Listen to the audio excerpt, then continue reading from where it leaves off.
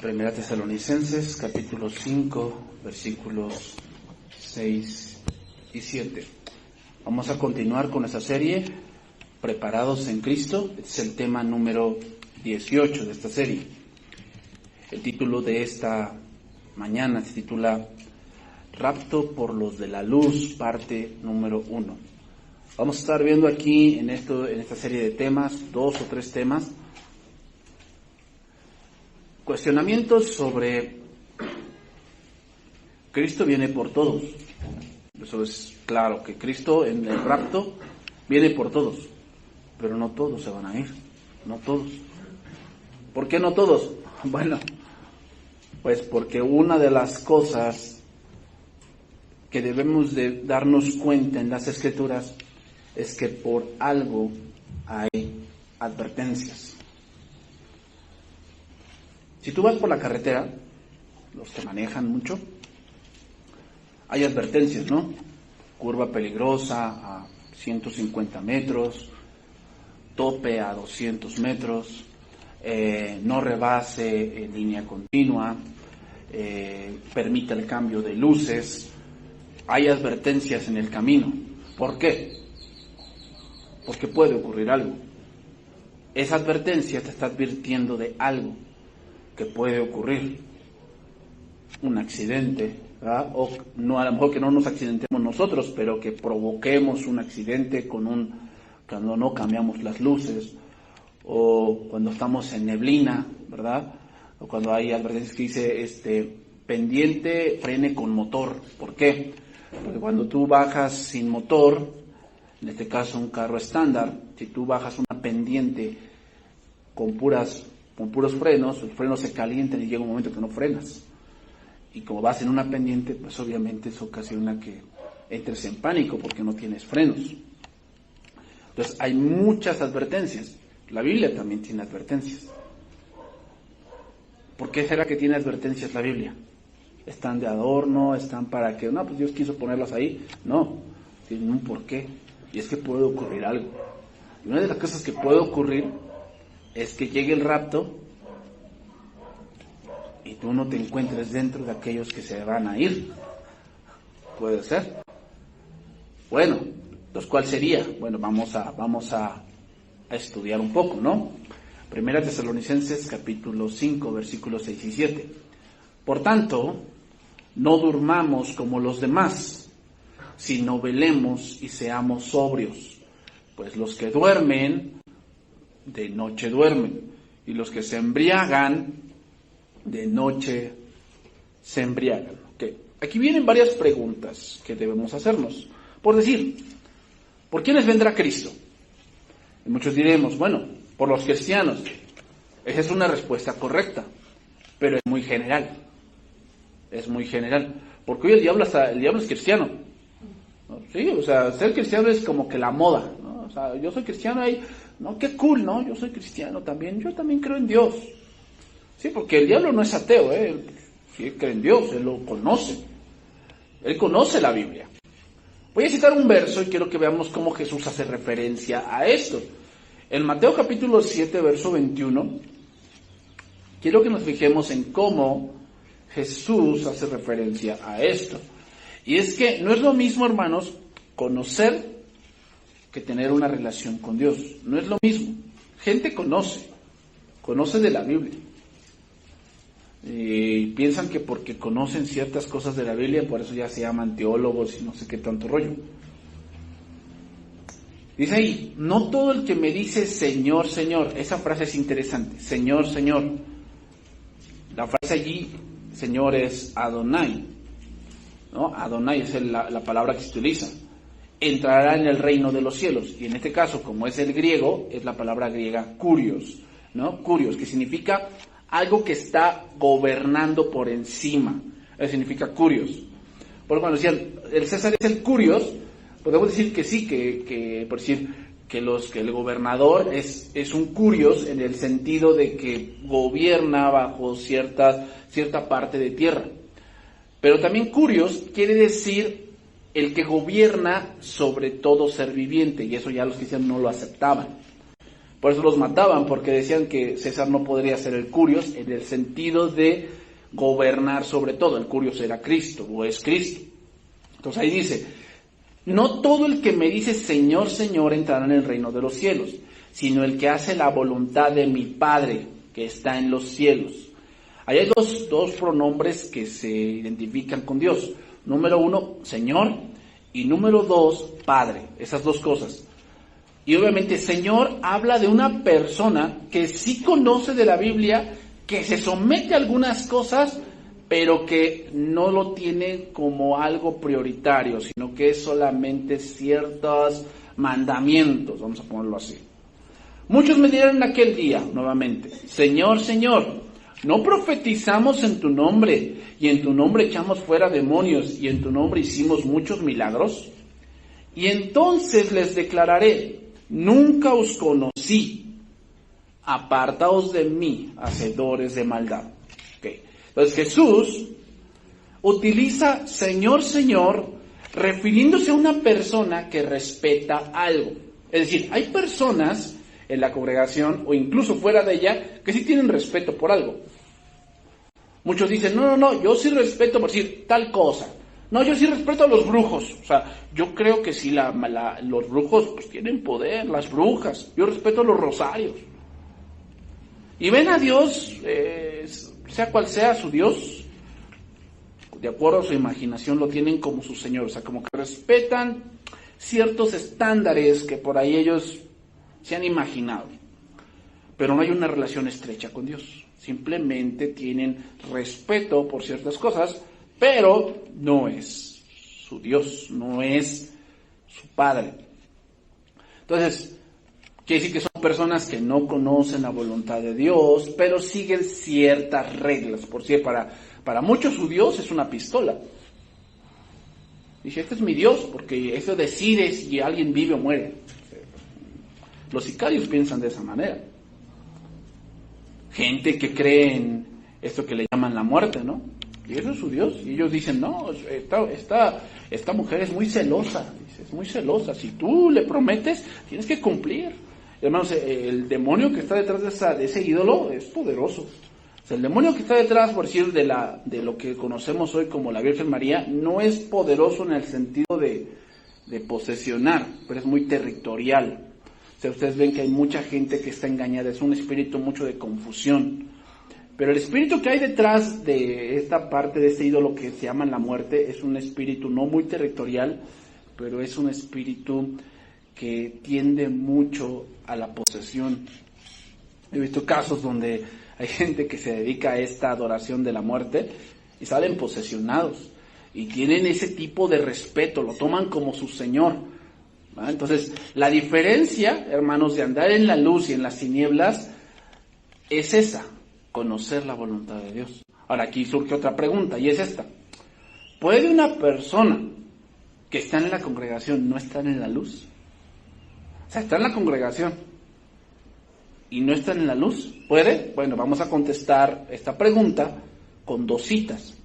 Número 1, primera de Juan, capítulo 1, verso 5. Vamos a contestar esta pregunta. ¿Ok? Primera de Juan, capítulo 1, verso 5. ¿Puede una persona que está dentro de la congregación andar en las tinieblas? Bueno, vamos a contestar. Dice ahí.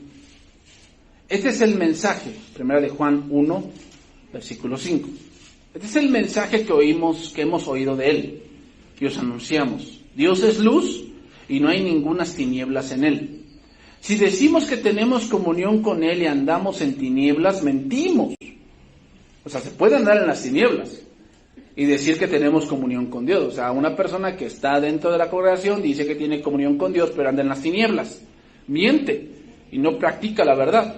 Dice, pero si andamos en luz, como Él está en luz, tenemos comunión unos con otros y la sangre de Jesucristo, su Hijo, nos limpia de todo pecado. Si decimos que no tenemos pecado, nos engañamos a nosotros mismos y la verdad no está en nosotros. Si confesamos nuestros pecados, Él es fiel y justo para perdonar nuestros pecados y limpiarnos de toda maldad. Si decimos que no hemos pecado, le hacemos a Él mentiroso y su palabra no está en nosotros. Voy a explicar un poco el contexto de este pasaje para que podamos entender un poco a qué se refiere. Juan, en la primera carta de Juan, está combatiendo la doctrina gnóstica. La doctrina gnóstica. ¿Y qué decía la doctrina gnóstica? Una de las cosas que decía la doctrina gnóstica es que ellos afirmaban que ya no tenían pecado.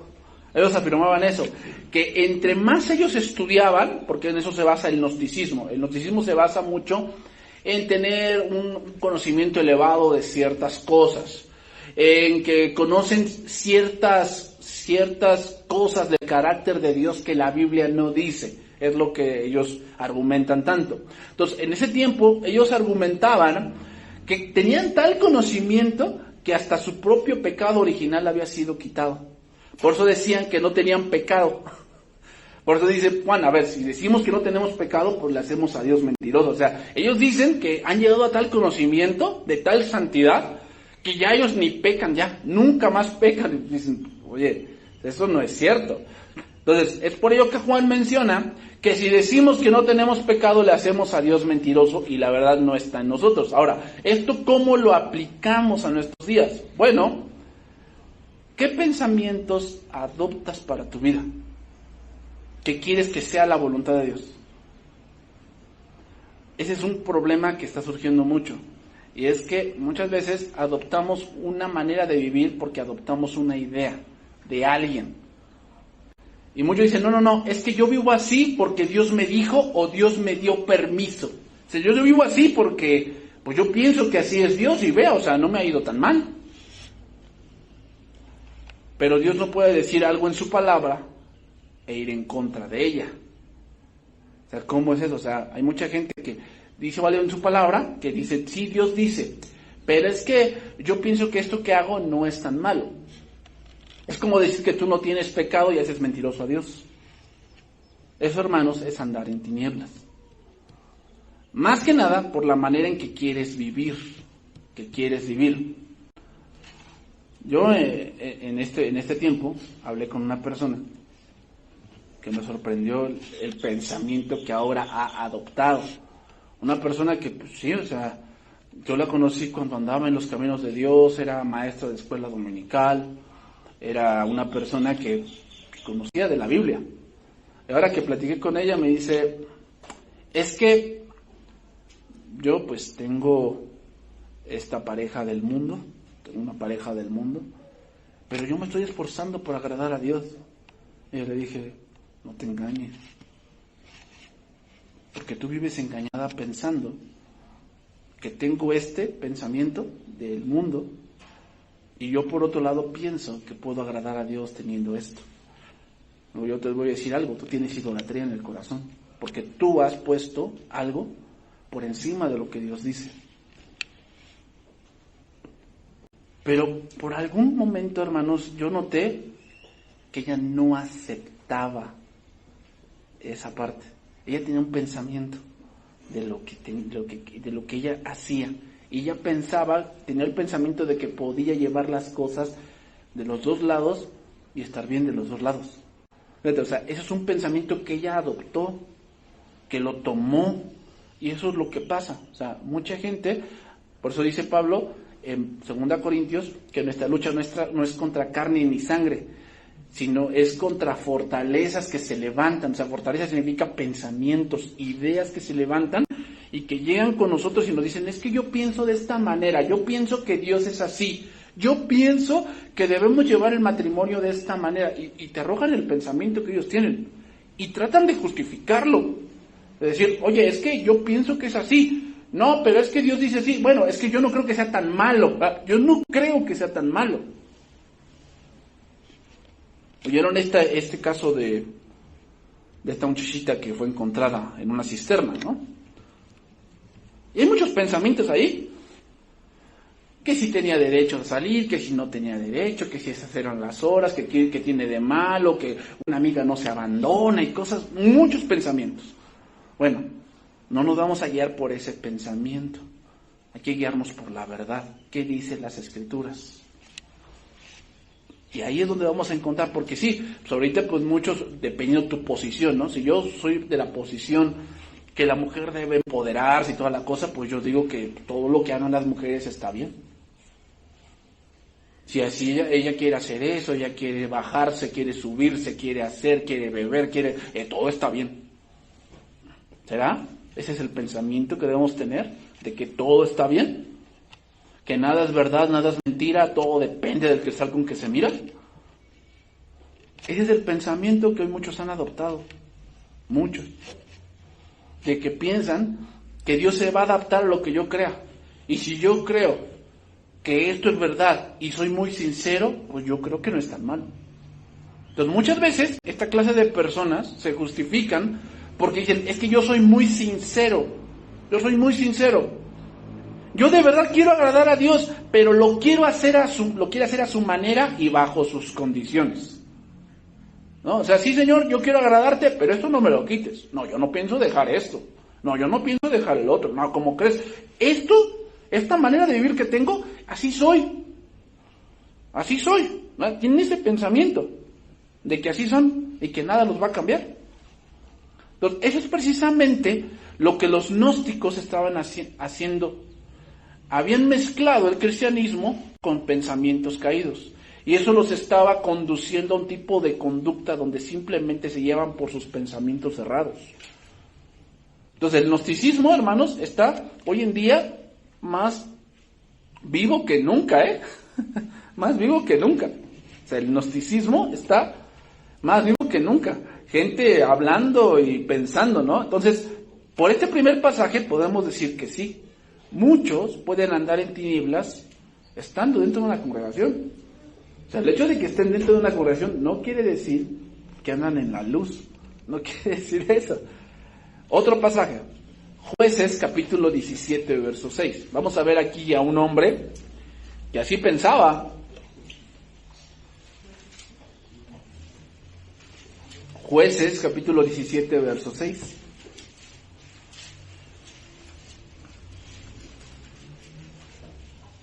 Entonces, ¿Dios por quiénes va a venir? Pues por los que andan en la luz. Entonces, ¿qué va a pasar con uno que se dice cristiano? Y anda en la vanidad de su mente, anda diciendo, no, pues es que yo pienso que es así, y pues como Dios es un caballero, Dios respeta, y no sé qué tanto rollo. ¿Crees que esa persona se va a ir? No, pero soy cristiana. Pues qué bueno. Pero pues eso no te exime. Mira, aquí ya estaba el pensamiento gnóstico. 17:6. En aquellos días no había rey en Israel y cada uno hacía lo que bien le parecía. Esto es lo que pasa cuando un cristiano no tiene a Dios como prioridad. Hace lo que bien le parece. O sea, no, yo pienso que esto no es tan malo. No, pues es que bueno, pues, o sea, sí soy malo, pero hay otros peores, ¿no? No, es que, bueno, al menos yo no soy hipócrita. O sea, al menos lo mío se ve, ¿no? Los demás, los que están allá adentro, pues sí, o sea, tratan de fingir. Pero pues al menos yo no soy hipócrita, ¿no? Entonces, cada uno hace lo que bien le parece, ¿no? Entonces dice, y había un joven de Belén, de Judá, de la tribu de Judá, el cual era levita y forastero allí. Recuerden que los levitas no tenían tierra. Ellos tenían simplemente parcelas que sus hermanos les daban para que pudiesen vivir. Este hombre partió de la ciudad de Belén de Judá para ir a vivir donde pudiera encontrar lugar, o sea, donde se le ocurriera, donde su pensamiento lo llevara, ¿no? Y llegando en su camino al monte de Efraín, vino a casa de Micaía, el cual tenía casa de dioses. ¿Cómo ves? Tenía casa de dioses ese hombre, Micaía. Y Micaía le dijo, ¿de dónde vienes? Y el levita le respondió, soy de Belén de Judá, y voy a vivir donde pueda encontrar lugar. Entonces Micaía le dijo, quédate en mi casa, y serás para mí padre y sacerdote. Y te daré 10 siclos de plata por año, vestidos y comida. Y el levita se quedó. Y agradó pues al levita morar con aquel hombre, y fue para él como uno de sus hijos. Y Micaía consagró al levita, y aquel joven le servía de sacerdote y permaneció en casa de Micaía. Y Micaía dijo, ahora sé que Jehová me prosperará, porque tengo un levita por sacerdote. ¿Ya? No, pues ya. Este hombre la hizo, ¿verdad? Voy a leerlo en traducción viviente. Nada más esos últimos 2 versículos. Luego Micaía lo nombró su sacerdote personal. Era. Y eso ya está existiendo, hermanos. Yo conozco cantantes que tienen su pastor personal. O sea, ellos van de gira y el pastor va con él, de gira. Y le dicen, oye, ¿por qué traes al pastor aquí? Es que él es el que cuando me quiero así como desviar, me quiero entrar en depresión, él me ayuda. Ajá, y la iglesia que él pastorea o qué. No, pues ahí dejó un encargado, pero yo cuando me voy de gira, el pastor me hace el favor de venir conmigo, su sacerdote personal. ¿Ah? Y el levita vivió en la casa de Micaía. Y dijo Micaía, sé que el Señor ahora me bendecirá, porque tengo un levita como sacerdote personal. Tenemos el mismo común denominador aquí. Yo adopto una manera de pensar personal. Y pues yo creo sinceramente que así Dios se agrada de mí. ¿No? Eso pensó este hombre Micaía. Mira, el nombre Micaía es interesante, significa ¿quién es como Jehová? Ahora, Micaías sin duda sabía cómo era el servicio del tabernáculo, porque se hizo todas esas cosas de consagrar un sacerdote, primero había consagrado a sus hijos, le había hecho un altar personal, y después cuando llegó un levita, consagró al levita porque sabía que esa era la tribu que Dios había elegido para el sacerdocio. O sea, todo eso Micaías lo sabía. O sea, no era un ignorante, él ya lo sabía. E hizo las cosas de tal manera que él pensara o que Dios se agradara de él a su manera. Ese es el punto. Hizo las cosas para que Dios se agradara a su manera. ¿No? Entonces, no importa cómo te acerques a Dios, según Micaía, lo que importa es que seas sincero. Eso es lo que importa. Pero no, hermanos. Pensar de esa manera es estar sinceramente equivocados. Porque Dios no ve tu sinceridad. Dios ve tu corazón. Y una de las cosas que tiene el corazón es engañarnos. Entonces, es interesante lo que significa Micaías. Él tenía ídolos por encima de Jehová. Lo que ocurría es que andaba en tinieblas y cuando eso sucede piensas que sabes más que Dios. Eso es lo que sucede cuando andas en tinieblas. Piensas que sabes más que Dios. Tú crees que los razonamientos son de alguien que sabe todo de la Biblia, al derecho y al revés. Y que bueno, por eso tú has descubierto cosas que todos los de la congregación no. Y pues como dice el mundo, no están listos para esta conversación. ¿No? Oye, ¿por qué no vas a la iglesia? No, es que si yo te contara. No, es que yo he entendido cosas que pues allá el pastor no entiende. Y si yo hablara con él, no entendería mis razones. Pero yo solamente Dios y yo nos entendemos. ¿Verdad? Bien gnóstico, ¿no? Que así piensan los gnósticos, que tienen un pensamiento más elevado que la Biblia. Y al final, como dice Micaías, el lenguaje actual dice, Micaías pensaba que teniendo como sacerdote a un descendiente de Leví, Dios lo ayudaría y todo le saldría bien. ¿Verdad? El típico que dice, ay, es que yo lo que hago, le digo al Señor, Señor, te encomiendo esto en tus manos, y piensa que por eso le va a salir bien. Señor, voy a salir a robar, te encomiendo esto en tus manos, y ya, saca un buen botín, así es. No seas como Micaías. Y así, hay varios Micaías en el mundo, que piensan porque le dicen, el Señor en tus manos encomiendo esto ya. ¿No? Como la gente que se reúne aquí abajo, ¿no? La oración de la serenidad, ¿no? Señor, concédeme serenidad para cambiar las cosas que no puedo cambiar. ¿No sabes que no puedes cambiar? Casi nada. Pero no se dan cuenta. Lo oran o lo repiten, pero a veces no se dan cuenta de lo que dicen. Pero hay gente allí que dice, es que la religión no ayuda. Sí, tienen razón, la religión no ayuda, lo que ayuda es Cristo. Eso es llamarle a Dios Señor, Señor. Señor, Señor, ¿qué quiere decir? que yo conozco ciertas normas y yo me guío por ciertos estándares, pero de Dios no conozco nada. Simplemente me guío por ciertas normas, ¿no? Tal vez una persona que tal vez estuvo en la milicia llega a un hogar y entonces él se rige bajo ciertas reglas, ¿no?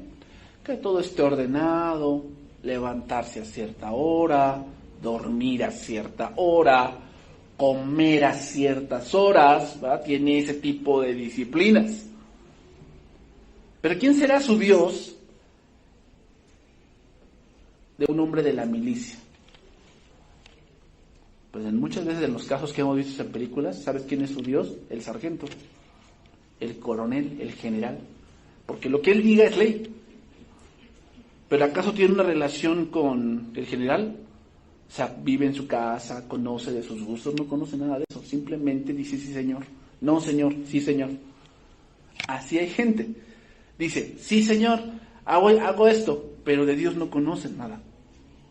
Por eso dice, no todo el que me dice Señor, Señor, o sea, son gente que sí hace, conoce, se somete a ciertas normas, pero de Dios no conoce nada. Entonces el cristianismo, hermanos, no es un conjunto solamente de reglas, porque eso es lo que muchos piensan. Eso es nada más pensar, Señor, Señor.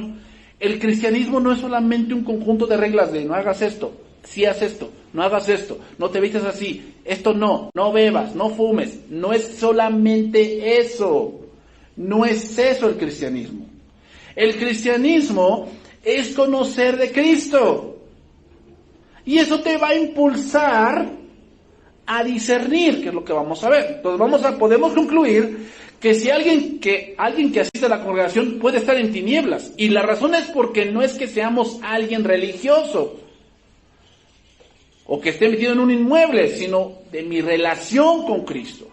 Lamentablemente hoy hay muchos que no lo tienen esto, no tienen relación con Cristo. Sí, en algún momento tuvieron un encuentro con Cristo, pero ahora viven alejados, asistiendo, pero alejados, inmersos en sus problemas, en sus necesidades, en su trabajo, inmersos en sus propios pensamientos, en sus metas personales. Están inmersos en eso. El domingo se ha convertido en un día que hay que ir a la congregación, pero solo eso. El domingo es un día que tengo que ir a la iglesia, pero... ¿Y qué vas a la iglesia? Bueno, pues es que es un día en que tenemos que dedicarle tiempo. La adoración no existe. Ese es un gran problema del día de hoy. ¿Qué dice que va a hacer cesar el anticristo? ¿Han leído Daniel? Dice Daniel, y cuando llegue la semana 70 de Daniel, se levantará la abominación desoladora, dice, y hará cesar el sacrificio. ¿Sabes lo que hace el espíritu del anticristo? Hace cesar la adoración. Es lo primero que hace cesar. Y la adoración hoy en día se está perdiendo, hermanos. Se está perdiendo. Hoy no hay adoración verdadera en la iglesia. Hay eventos, sí. Gente que quiere ser vista, sí. Pero adoración verdadera. Yo apenas escuché oír un pastor y creo estar de acuerdo con él. Dice, yo prefiero que mis ovejas vayan a, no sé, a un evento de baile sobre hielo o de competencia de natación o de competencia de básquetbol a que vayan a un concierto cristiano. ¿Saben por qué? Porque en el concierto cristiano los hacen creer que adoran a Dios. Pero no es cierto. Prefiero que vayan mejor que vayan a ver un partido mejor. Saben a qué van. Pero en un concierto cristiano piensan que van a una cosa, en realidad es otra. ¿Se dan cuenta? El anticristo está metiendo esa parte, hacer cesar la adoración. ¿Por qué? Porque la adoración, hermanos, es como la respiración del creyente. Si él no sabe adorar a Dios, se va a morir. Por eso la iglesia se está muriendo poco a poco en el mundo. ¿Por qué? Porque han intercambiado la adoración por diversión. Porque la adoración no es cuando cantamos.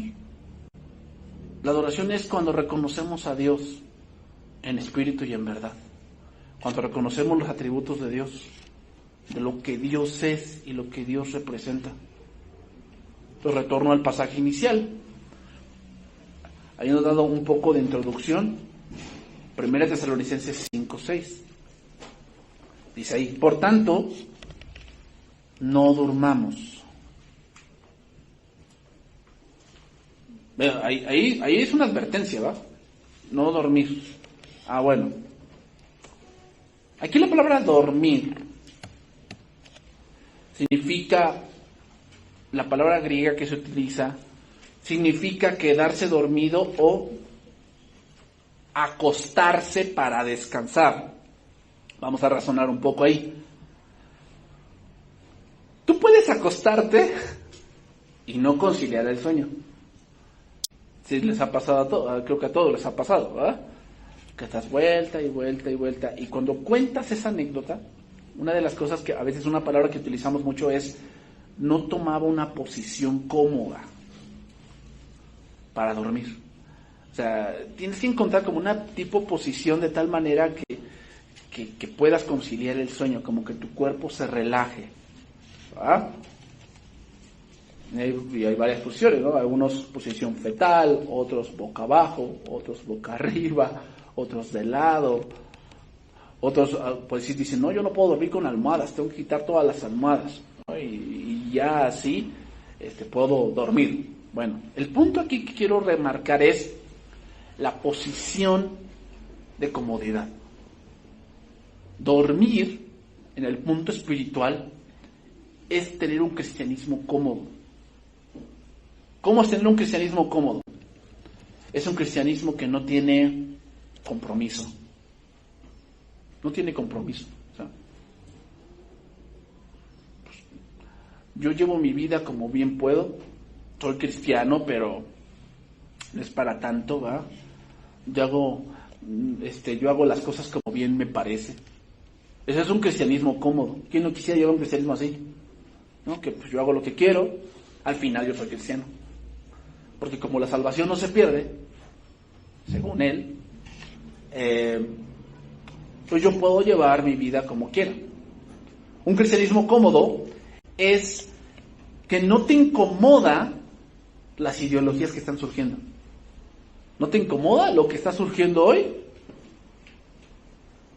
Que hoy todas esas ideologías que están surgiendo en la sociedad van en contra de la familia. Y a muchos no les incomoda. Jovencitas que se dicen cristianas y adoptan ese tipo de ideas, pensando que es lo que Dios quiere. No se sienten incómodos, sino que sienten más cómodos con eso. Ese es un cristianismo o un cristiano que está durmiendo porque ha encontrado un lugar de comodidad. Un cristiano cómodo es un cristiano que lleva su vida de una manera libertina. ¿Qué cosa es libertina? No tiene reglas. Una libertad sin reglas te va a matar. La libertad no es hacer lo que quieras. Libertad es hacer lo que debes hacer. Hay cosas que debes hacer a cierta edad. Cosas que debes hacer en ciertas situaciones de tu vida. ¿No? Cuando ya un hombre se casa, ya no puede vivir como soltero, porque ya tiene una responsabilidad. Y ya ha llegado a esa etapa a su vida. Un libertino es que piensa que está casado, pero soltero a la vez. Ese es un libertino, o sea, no tiene reglas. Entonces tiene una libertad buena, hermanos. Una libertad buena es una libertad con reglas. Ese es el pensamiento de muchos jóvenes. Los jóvenes piensan que libertad es que nadie me diga nada, que yo pueda hacer lo que quiera y que no importan las consecuencias. No, eso se llama libertinaje. Y cuando no entendemos ese concepto, por eso el hijo se rebela. Muchas veces, a veces se rebela porque no entiende lo que es la libertad. Entonces, esa comodidad te va a llevar a otra cosa. ¿Cuál es? Dormir. Estoy muy cómodo, sin servir, sin compromiso. Estoy muy cómodo así, sin discipularme, ¿verdad? No, yo no estoy discipulado. Yo sé llevar mi vida. Bueno, lo que sigue es estar dormido. Y entonces, esta persona que está dormida no se da cuenta de que Cristo viene pronto. Número 2, velemos. Dice, por tanto, no durmamos como los demás, sino velemos. Aquí la palabra velemos significa mantenerse despierto, ¿va? Significa vigilar, significa velar, ¿no? Un velador es aquel que vigila, lo dejan en la noche para vigilar, ¿verdad? Es un velador. Ahora la pregunta que viene es esta: ¿vigilar qué? Ok, estoy vigilando. ¿Qué vigilo? ¿Qué vigilo? ¿La iglesia? ¿La congregación? ¿Aquí nos vamos a quedar para vigilar que nadie entre en la noche? No se refiere a eso. Vamos a ver algunos pasajes paralelos de esta palabra para ver a qué se refiere. Por decir, en Mateo 26, versículo 38, encontramos esa palabra. La palabra griega, gregureu, así, esa es la palabra que se utiliza por velemos. Y esa palabra la encontramos en Mateo capítulo 26. Lo que dice, entonces Jesús les dijo, versículo 38, Mateo 26, 38, dice ahí, entonces Jesús les dijo, mi alma está muy triste hasta la muerte, quedaos aquí y velad conmigo. Yendo un poco adelante, se posó sobre su rostro llorando y diciendo, Padre mío, si es posible, pase de mí esta copa, pero no sea como yo quiero, sino como tú. Vino luego a sus discípulos y los halló durmiendo, ¿verdad? Y le dijo a Pedro, ¿así que no habéis podido velar conmigo una hora? Se vuelve a repetir esa palabra. Velad y orad para que no entréis en tentación. El espíritu a la verdad está dispuesto, pero la carne es débil. Aquí vemos, hay que velar para no caer en tentación. ¿Qué quiere decir esto, hermanos? Quiere decir que tú debes estar vigilando tu vida espiritual. Tu vida espiritual. Debes de vigilar cómo va tu lectura. ¿Cómo va tu relación con Dios? Hay que vigilar eso. Porque es muy fácil, hermanos, entrar en una zona de confort. O sea, como que estoy llevando las cosas, yo pienso que voy bien, ¿no? A todo dar. Pues tomo cierta clase cuando puedo. Vengo el domingo pues, cuando puedo, cuando tengo esas... Pero yo siento que no voy tan mal. A ver, tienes que vigilar. ¿Cuánto de la Biblia has leído en esta semana? ¿Leíste algo de la Biblia? Bueno, es que leí un versiculito por ahí en internet. No, eso no es leer la Biblia. Eso nada más es ahí pues, un versículo de que Dios te bendiga y cosas así, que no está mal, pero eso no es leer la Biblia. ¿Tomaste alguna enseñanza en esta semana, aparte del domingo? Eso tienes que vigilarlo, porque es muy fácil, hermanos, llenarnos de muchas ocupaciones y Dios queda un poco relegado o muy relegado y entonces no me estoy dando cuenta de eso y eso hay que vigilarlo, porque si yo descuido esa parte voy a caer en una tentación. Hoy una de las cosas que también está surgiendo mucho en los jóvenes por la pandemia es la ociosidad. Y un joven ocioso es un joven que va a pensar tonterías. Porque como no tiene nada que hacer, empieza a pensar tonterías de ¿y si esto? ¿Y si el otro? ¿Y si lo demás allá? ¿Y si esto y el otro? Necesitas vigilar esa parte. Hay que vigilarla muy bien. Porque tal vez estoy muy cómodo como estoy llevando las cosas. Y como me encuentro muy cómodo, entonces pues no me pongo a vigilar porque siento que todo ya va viento en popa. cuando me doy cuenta de muchas cosas que empiezan a suceder, ya es demasiado tarde, ya no puedo remediarlo, ya no puedo hacer algo para que, no sé, mi hijo reconvenga, para que mi hija reconvenga, para que yo tal vez esta decisión que tomé pueda revertirla. Ya no tengo el tiempo porque no estuve vigilando.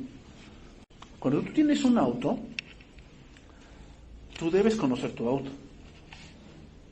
Y cuando tiene un sonidito que es medio raro, ¿qué debes hacer?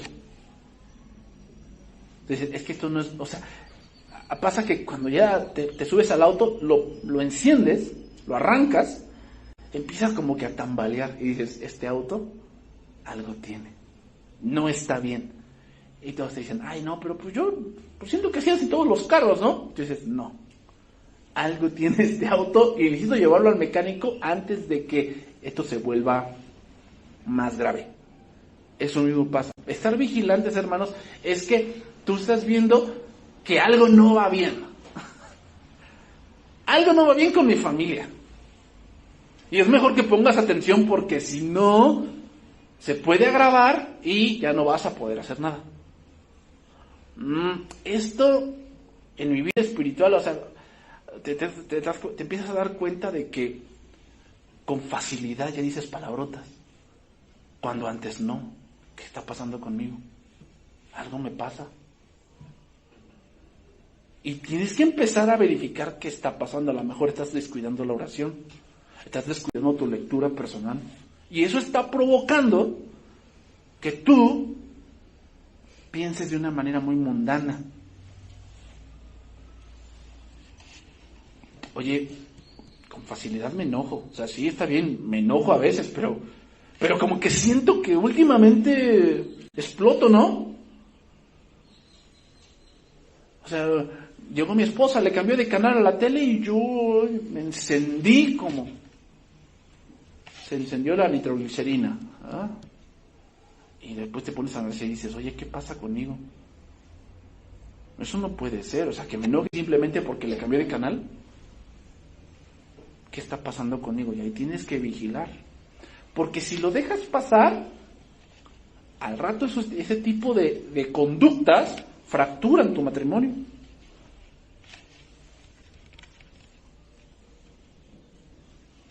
El joven que le dicen, oye, ¿tú eres cristiano? Y en vez de responder, sí, soy que no, la piensa. La piensa y de repente como que quiso decir que no. ¿Por qué piensas así? ¿Por qué te da vergüenza Cristo? Tienes que ponerte a pensar en eso entonces. ¿Por qué te da vergüenza Cristo? Bueno, es que si yo digo que sí, pues me van a hacer burla. ¿Y? ¿Qué con que te hagan burla? Pues ay no, pastor, o sea, usted no entiende qué es eso. Ser el hazmerreír de todos en la escuela. Bueno, eso es lo que tú crees. Pero tienes que ponerte a vigilar, jovencita, jovencito, qué cosas estás escuchando que están haciéndote dudar de lo que tú eres en Cristo. Algo te está haciendo dudar que estás escuchando cosas. Tal vez estás escuchando mucho a tu amiguita. O estás estás llenándote de basura del internet que no te conviene, o sea. No tiene razón de ser eso. Y tal vez por eso dudas. Eso es velar, hermanos. Vigilar, ¿qué? Primeramente, mi vida espiritual. Hechos capítulo 20, versículo 28. Otro pasaje donde encontramos esta palabra.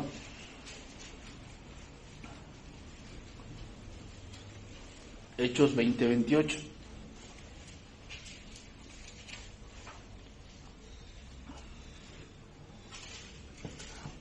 Entonces, hermanos, si debemos de vigilar ese tipo de cosas. Muchas veces se nos hacen comunes, pero están allí. Y si estamos vigilando, hermanos, vamos a empezar a analizar qué está pasando. ¿Qué está pasando? Hechos 20, 28 dice, por tanto, aquí está Pablo con los obispos de Éfeso. Él se está despidiendo porque ya va a Jerusalén y ya nunca más lo van a ver. O sea, ya ahí Pablo va a ser encarcelado, va a ser enjuiciado, después va a ser llevado al César. Ahí lo juzgaron salió libre por un tiempo, después lo volvieron a arrestar y ya Nerón lo mató. Entonces ya nunca más volvió a Éfeso. Entonces dice, por tanto, mirad por vosotros mismos y por todo el rebaño en que el Espíritu Santo os ha puesto por obispos, para apacentar la iglesia del Señor, la cual Él ganó por su propia sangre. Porque yo sé que después de mi partida, entrarán en medio de vosotros lobos rapaces que no perdonarán el rebaño, y de vosotros mismos se levantarán hombres que hablen cosas perversas para lanzarse así a los discípulos. Por tanto, velad, dice ahí. Acordaos que por 3 años, de noche y de día, no he cesado de amonestar con lágrimas a cada uno. Y ahora, hermanos, os encomiendo a Dios y a la palabra de su gracia, que tiene poder para sobreedificaros y daros herencia con todos los santificados. ¿De qué debemos estar alertas? ¿De qué debemos velar? Debemos estar alertas de lo que he aprendido. Una de las cosas que a veces tenemos es que se nos olvida fácilmente. Tenemos que estar recordando.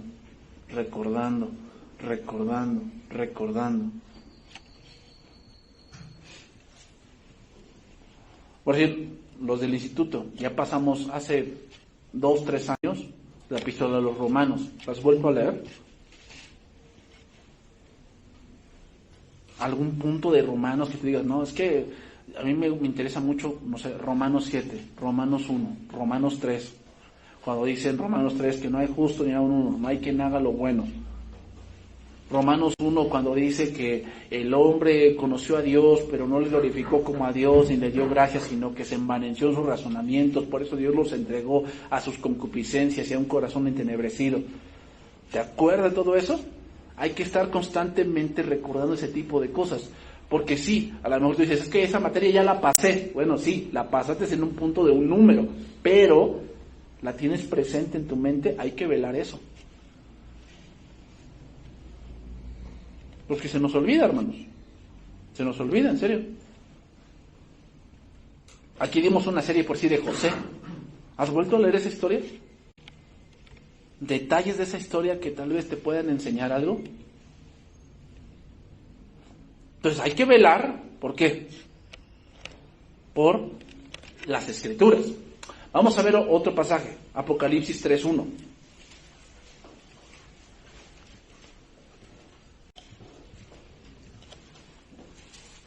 Apocalipsis 3:1.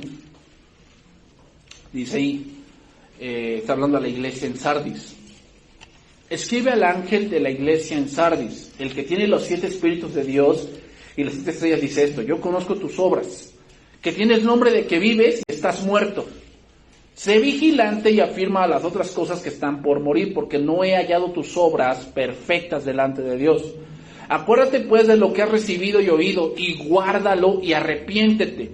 Pues si no velas, otra vez velas, vendré sobre ti como ladrón, y no sabrás a qué hora vendré sobre ti. Es lo que dice ahí. Sardis, en la historia, fue víctima de un terremoto. Por eso dice, vendré como ladrón. Porque un terremoto no sabes a qué hora llega. Simplemente empiezas a sentir que se mueve todo. ¿Verdad? Algunos historiadores hacen referencia a este suceso y pasa como ladrón. Entonces, ¿qué debemos velar aquí? Bueno, ¿qué estamos haciendo? Y no me refiero a que si haces cosas buenas o cosas malas, no. A lo que me refiero que debemos velar es, ¿estamos haciendo las cosas para glorificar a Dios? Eso es lo que hoy muchos no están entendiendo. Hoy muchos, pues yo no estoy en desacuerdo en que se suban cosas a las redes sociales, pero muchas veces dicen, es que hay que subir fotos de la familia pastoral. Hay que subir fotos, o sea, ahorita voy a iglesia infantil y tomo fotos de las maestras, entonces ya pongo ahí ministerio de iglesia infantil y pongo a las maestras allí. ¿Eso en qué glorifica a Cristo? Que yo ponga ya a las maestras que dan clases a los niños. Que somos la SEP, somos, no sé, la escuela primaria Vasconcelos, o sea, yo me pongo en el lugar de un inconverso. Entran a la página de la iglesia y entonces ponen ahí, y ministerio de iglesia infantil, Y cuando ven a la maestra que le da de clases a los primarios, a los niños más pequeños, ¿inmediatamente ven a Cristo ahí? Yo creo que no.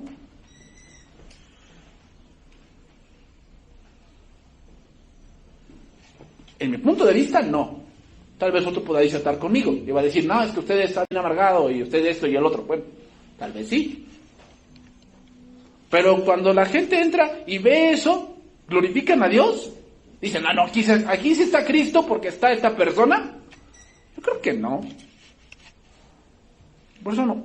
En lo personal, a mí eso no me interesa. No me interesa. Que estemos, subiendo esto y el otro y lo demás. A mí no me interesa. ¿Por qué? Porque a mí lo que me interesa es que la gente escuche de la palabra. Eso es lo que más nos debe de importar. Pero hoy el pastor se ha vuelto, parece como un bufón de fiestas. Donde aparece en todos lados haciendo no sé qué rollos. ¿Y entonces qué? Para que la gente diga, no, este pastor sí trabaja. Yo no lo veo así. Tal vez otra persona sí. Yo no lo veo así. Entonces, eso es lo que debemos estar velando. Lo que estoy haciendo, por si en mi caso, si yo voy a subir algo en el punto de la iglesia, ¿glorifica a Dios?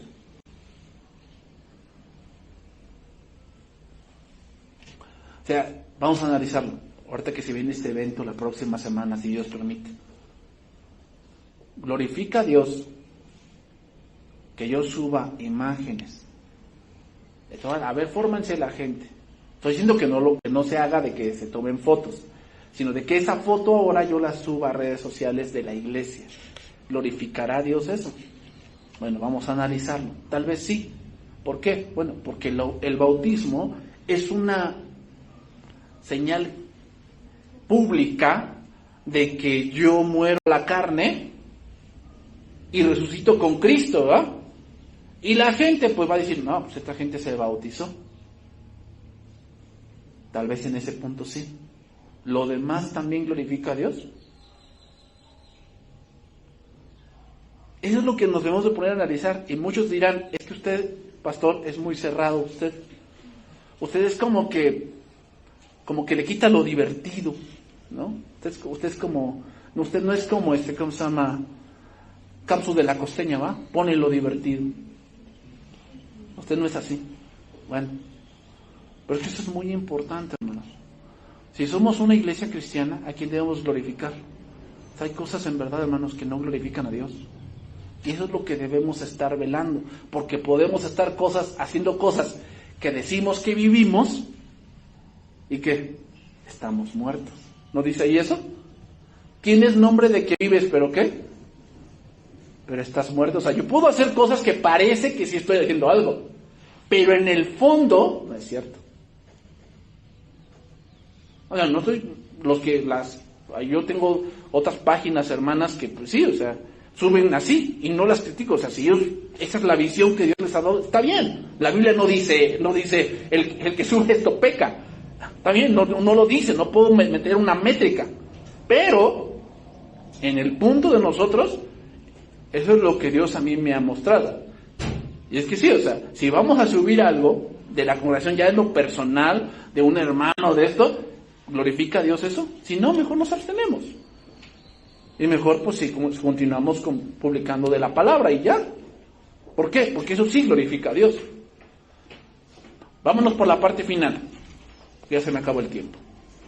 La última palabra de 1 Tesalonicenses. Sobrios.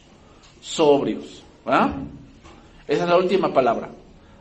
No dormir, velar y sobrios. Aquí la palabra sobrios en el griego significa abstenerse de vino, ¿verdad? Abstenerse de vino. Y significa también velar. Bueno, obviamente sobriedad es lo contrario a la borrachera.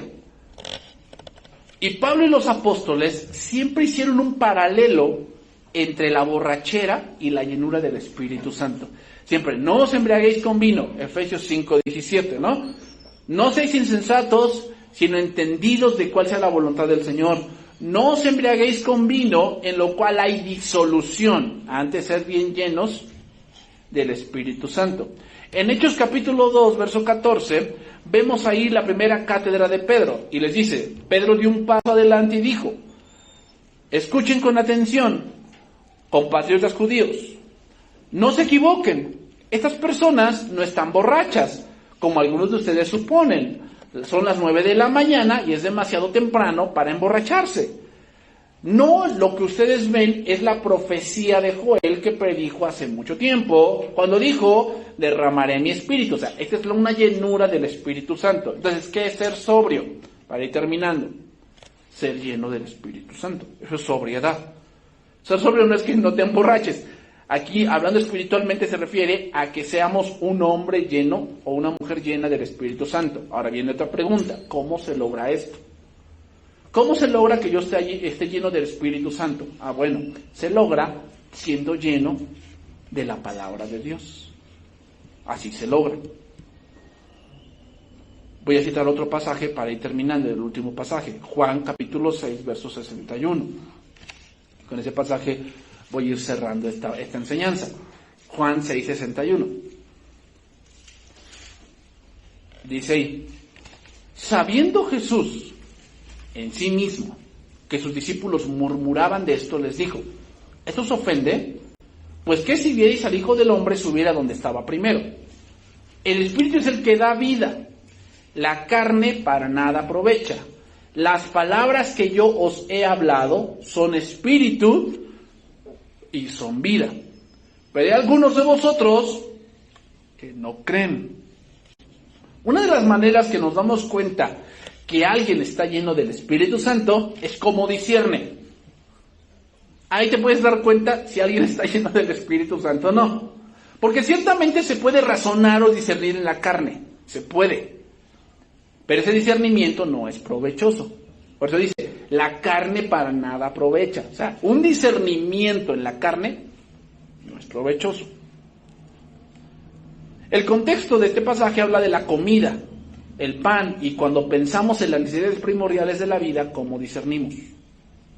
O sea, si yo te hablara, ¿qué vas a hacer? Si tú pierdes el trabajo, ¿qué harías? Empieza tu discernimiento. Y empiezas a pensar, bueno. Ahora discierne y ahora dime hacia dónde te lleva eso. ¿Te lleva hacia Dios o te lleva hacia tus metas personales? Porque la carne para nada aprovecha en el punto espiritual. No aprovecha. Nos podemos dar cuenta de que alguien está lleno del Espíritu Santo por cómo discierne. Si tú estás lleno del Espíritu Santo, vas a razonar que esas son las añadiduras. Hablando del pan, de las cosas materiales. ¿Dios sabe que necesitas dinero?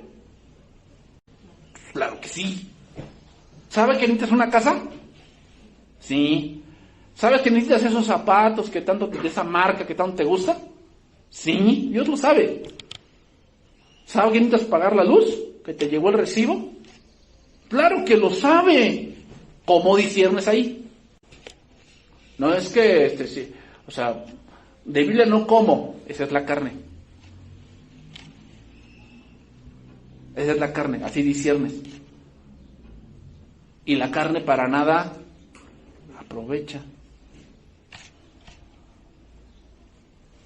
¿No quiere decir que sea un despreocupado? Yo no dije eso. Yo lo que digo es que tienes que discernir de una manera espiritual. ¿Dios sabe eso? Sí. Entonces, ¿qué tienes que hacer? ¿Trabajar? Sí. Pero tienes que darle prioridad a Dios. Tienes que preocuparte por las cosas que a ti te competen como cristiano. Busca de Dios. Amóldate a Dios. Y Dios te va a bendecir, te va a dar sabiduría. Porque de Él viene la sabiduría para hacer negocios. De Él viene la sabiduría para administrar. Él es el que te envía clientes a tu negocio. Él es el que te envía gente que te llame y te diga, oye, quiero esto. Gente que tú ni siquiera conoces. Pero ¿sabes por qué Dios no lo hace con alguien carnal? Porque piensas que eres tú. Yo lo hice. Mira, yo puse esto y por mí se está haciendo. Ahí está tu gloria. Y Dios no lo va a hacer por eso, Porque mientras tú no reconozcas quién es el Dios que te da todo, Dios no te puede dar más. Porque tú eres un ingrato. Si estás lleno del Espíritu Santo, te vas a dar cuenta, hermano, que no importa si cierras el domingo. Es mejor ese tiempo que lo que puedas vender en 2 horas. Pero estás lleno del Espíritu Santo, lo vas a entender. Si estás en la carne, no lo entiendes. Y ahorita dices, no, pastor, es que usted no entiende. Si yo no vendo este día, no me alcanza. Eres un incrédulo. Y disciernes con la carne. Y discernir con la carne, para nada aprovecha.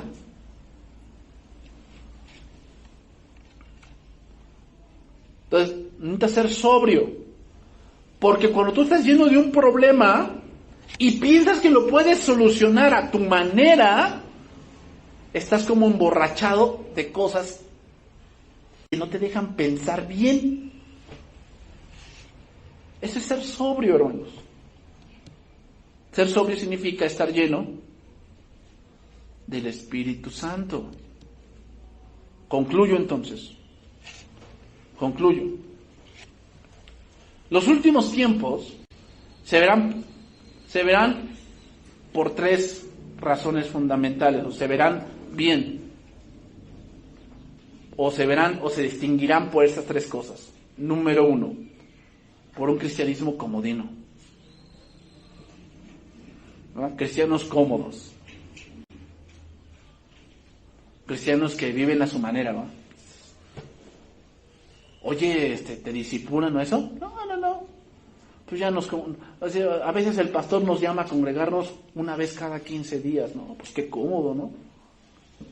Bueno, pues en la carne entre menos le den, pero soy cristiano. ¿No?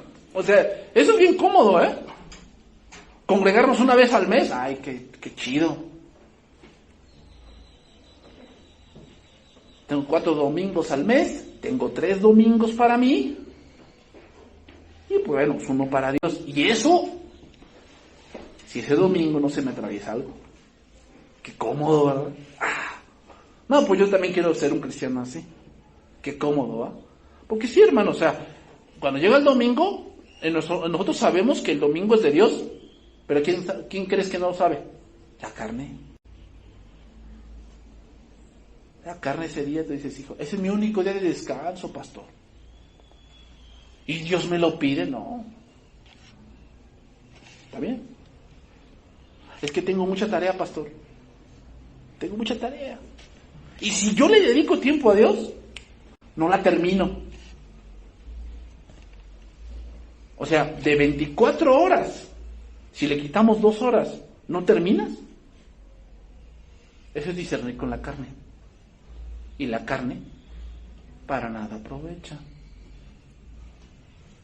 ¿No das cuenta? O sea, nos podemos dar cuenta por eso.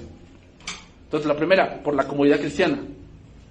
Número 2, otra cosa por la que se ve los últimos tiempos, la no lucha contra la tentación y el pecado. El cristiano cómodo se va a moldar al mundo, se va a moldar.